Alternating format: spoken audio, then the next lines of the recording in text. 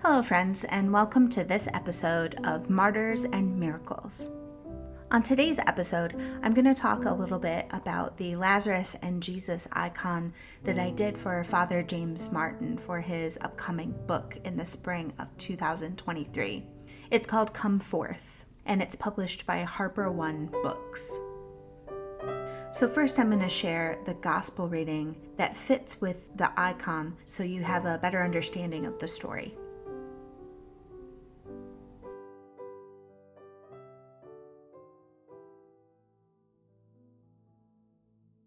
Ego sum resurrectio et vita. I am the resurrection and the life. A reading from the Gospel of John, chapter 11, verses 1 through 41.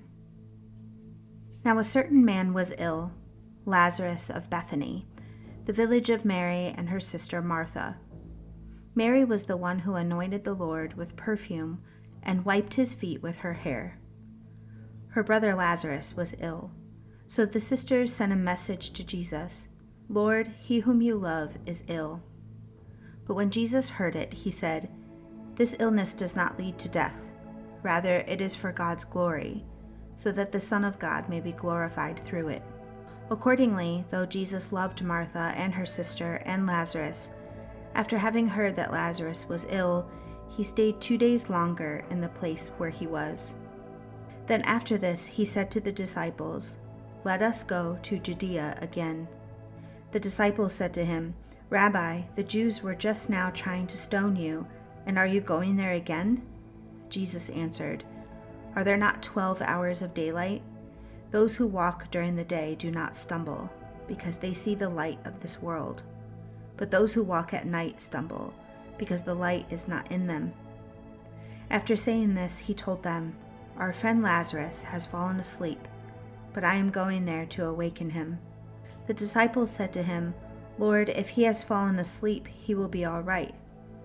Jesus, however, had been speaking about his death, but they thought that he was referring merely to sleep. Then Jesus told them plainly, "Lazarus is dead. For your sake I am glad I was not there, so that you may believe. But let us go to him." Thomas, who was called the twin, said to his fellow disciples, "Let us also go, that we may die with him." When Jesus arrived, he found that Lazarus had already been in the tomb 4 days. Now Bethany was near Jerusalem, some 2 miles away, and many of the Jews had come to Martha and Mary to console them about their brother. When Martha heard that Jesus was coming, she went and met him, while Mary stayed home. Martha said to Jesus, "Lord, if you had been there, my brother would not have died, but even now I know that God will give you whatever you ask of him." Jesus said to her, "Your brother will rise again." Martha said to him, "I know that he will rise again in the resurrection on the last day." Jesus said to her, "I am the resurrection and the life. Those who believe in me, even though they die, will live, and everyone who lives and believes in me will never die. Do you believe this?" She said to him, "Yes, Lord. I believe that you are the Messiah, the Son of God, the one coming into the world." When she had said this, she went back and called her sister Mary and told her privately, "The teacher is here and is calling for you." And when she heard it, she got up quickly and went to him. Now Jesus had not yet come to the village, but was still at the place where Martha had met him. The Jews who were with her in the house, consoling her, saw Mary get up quickly and go out. They followed her because they thought that she was going to the tomb to weep there. When Mary came where Jesus was and saw him, she knelt at his feet and said to him, "Lord, if you had been here, my brother would not have died."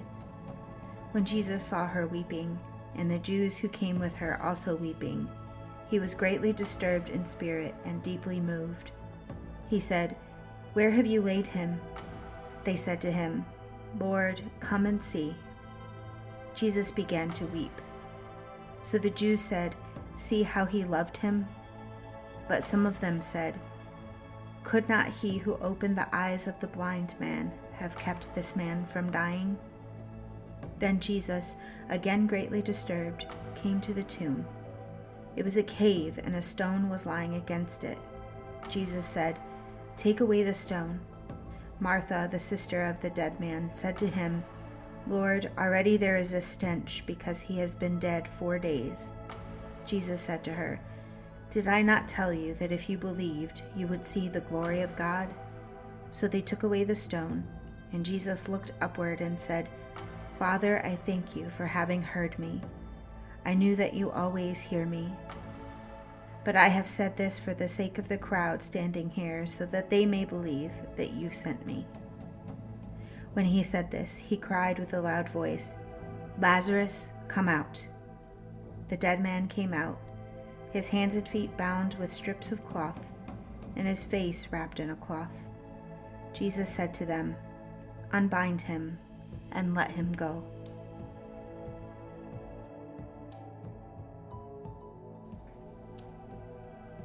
So some people have asked me how this all came about, doing this icon for Father Martin, and I just wanted to share a little bit about the story behind it. So how it all kind of came about is that I've been a big fan of Father Martin for a long time. He is a Jesuit priest and an incredible author.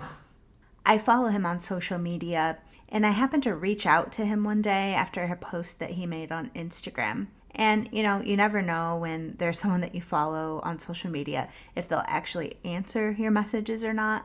And, it's just fun to let them know that you care and that you appreciate, what they're doing and what they're putting out into the world. And that's all I was really doing. But what I was surprised by is that I actually got an answer. It wasn't from him directly. It was from his publicist, I believe, or his manager, one of the two.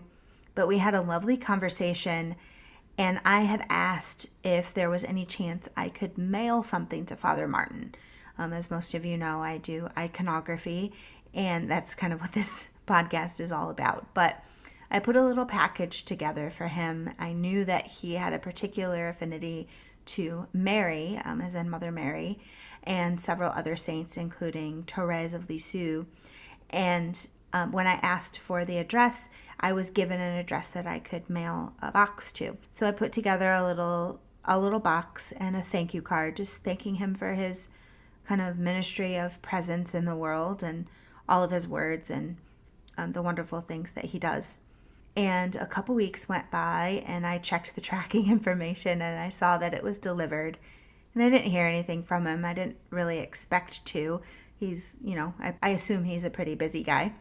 And then all of a sudden one day, I get an email in my inbox, and it's through the back end of my store. So when someone sends me an email through moderniconographer.com, it comes to my email, but it has like its own little, tag.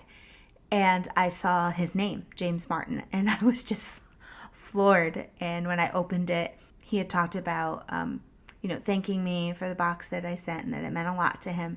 And he checked out my website, and he loved all my saints. And we started this back and forth conversation, and he was telling me about a book that he was working on about Lazarus. And I just happened to tell him, I was like, oh, that's actually Jesus and Lazarus is on the list of saints that I would really love to do, on the list of icons that I'd really love to do, but no one's commissioned it yet.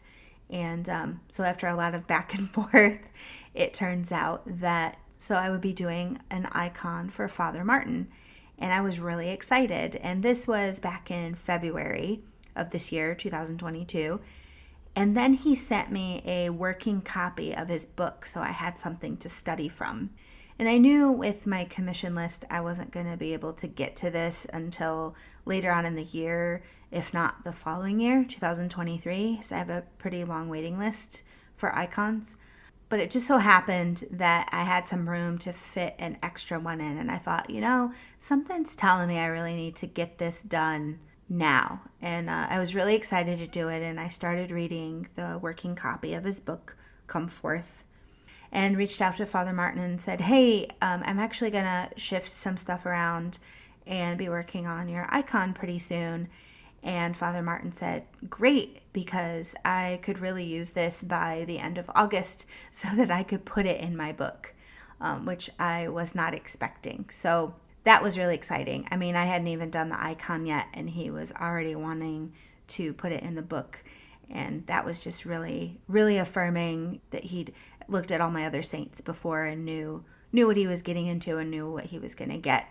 And I explained to him the process, and how I explain it to all my clients, all my icon clients, is that as I'm going along, I like to send progress pictures. And the easiest way to do that is via text message. So you can get it kind of, in the moment as it's going along. Even though I paint sometimes into the night, I often wait till the morning to send them. But he gave me his phone number, and I started texting him as I was going along. And everything just kind of came together, and he was really excited. And we had some conversations back and forth and, about what Jesus looks like and things like that. And, he just wanted to make sure that Jesus wasn't white, because Jesus wasn't white. And I assured him that anytime I've depicted Jesus before, or even discussed him, I know that he's not white. So that wasn't going to be an issue with me. And he felt like that would really reach people if we did something together that spoke to more people and told the truth. So everything from that really comes from studying his book and just a lot of self-interpretation. I go through a pretty extensive prayer process and some time with God in what I see as the image that I need to depict. So as I'm studying Father Martin's book, certain visions kind of came up. And I was really seeing the moment that Jesus embraced Lazarus after he came out of the tomb. And the piece in the gospel reading that really sticks out to me is Jesus wept. So I wanted to make sure that as Jesus was embracing Lazarus, he was shedding tears as well, sort of tears of relief mixed with joy of seeing his friend again. So I'm hoping that comes across in the icon you'll see. So the other pieces of the icon that you'll see in there, a lot of that really comes from Father Martin's story. In part of his book, he describes the first time that he went to Jerusalem and then went to Bethany to actually see the tomb where Lazarus was buried, or supposedly where, because, we'll just never know for sure. But he actually went to the tomb and described what it looked like. And he said it was covered in succulents and birds of paradise. This was a visual that just really stuck out to me. So I knew that that's what needed to represent life in this piece. So if you'll see in the bottom right corner, you'll see a lot of succulents there, kind of a bed of succulents with some birds of paradise flowers coming out of it. And that's where that comes from, is just directly from his book. And when you look at the cave from where Lazarus came out, that's actually depicted after looking at photographs of the particular area in Bethany today. So it's just kind of influenced by all of that. Jesus and Lazarus, embracing in that moment that I talked about. And then you have the skull with the moths and butterflies on it that you see in the right corner too. And a lot of people ask me about that. And skulls are, depicting of death. But what people don't realize is in a lot of traditional iconography, you'll see depictions of skulls with a lot of saints, because it's a reminder of death and impending death and the death of Jesus Christ himself. You see this a lot in the paintings from the Middle Ages and the traditional iconography from the Middle Ages. Everything was very focused on death. But if there was ever an icon that I did that represented death, it's Jesus and Lazarus and Lazarus's resurrection. So that's where the skull comes from. The butterflies and moths. Moths are also a representation of death, butterflies of life. So it's sort of life and death amongst life. That's why I put it right in with the succulents and the birds of paradise. So it's just a mixture of life and death. I did the green background because green really represents life to me. It's earth and ground and grass and leaves and trees, which all represent life. You'll also see a bare-limbed tree in the background on the left side of the icon with the silhouettes of 4 vultures. Vultures are also representation of death, and 4 of them representing the 4 days that Lazarus was dead. You'll also see Lazarus' sisters, Mary and Martha, in the bottom left as well. And they're embracing with their foreheads touching. I feel like, what's exuding in this part of the icon is that they're relieved, but they're still carrying that pain. So everything is still very, very fresh. The death is fresh and the resurrection is fresh. So imagine the complicated feelings that would come with that. So they just needed a moment to themselves while Jesus and Lazarus are embracing. They're just kind of in relief as siblings, grieving the death of their brother and joyous in his resurrection. So again, you'll be able to see this icon in Father Martin's upcoming book called Come Forth, Lazarus, Martha, Mary, Jesus' Great Miracle and Your New Life by Father James Martin. It's coming in the spring of 2023, and it's published by Harper One Books. I can't recommend it enough, not just because I have this building friendship with Father Martin, but it's just, even reading the working copy of it, it's just really wonderfully written. It's just very thick, I would say. It's thick with visions and depictions of Jesus and Lazarus and their relationship and our relationship with death and life and God, and being able to see through Father Martin's eyes what Bethany looks like today, what the scripture tells us, and what it all tells us about our own lives today. Thank you for listening to this episode of Martyrs and Miracles, talking about the icon of Jesus and Lazarus. If you have any questions or want to know more, definitely visit my website, moderniconographer.com.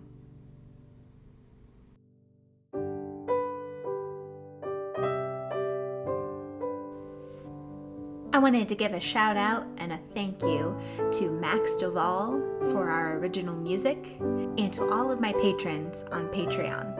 If you'd like to contribute to this podcast and everything else that we do in this ministry, please go to patreon.com/Kristen Wheeler Artist.